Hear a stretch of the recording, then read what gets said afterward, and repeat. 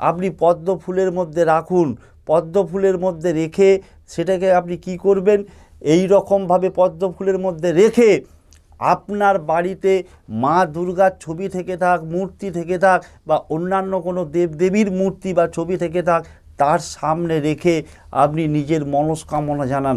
যে কোনো মনস্কামনা সেটা অবশ্যই ফুলফিল হবে।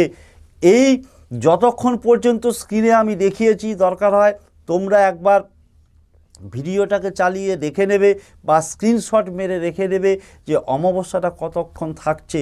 অমাবস্যা চলাকালীন সময়ে এই ক্রিয়াটা করবে এবং অমাবস্যাটা শেষ হয়ে যাওয়ার পর পদ্মফুলটা যেমন ঠাকুরের কাছে আছে থাক, সেই পদ্মফুলটা থেকে কর্পূরটাকে বার করে নিয়ে যে কোনো স্টিল বাদ দিয়ে যে কোনো একটা পাত্রের উপর রেখে সেইটাকে আপনি কি করবেন, দেশলাই কাঠি দিয়ে জ্বালিয়ে নেবেন।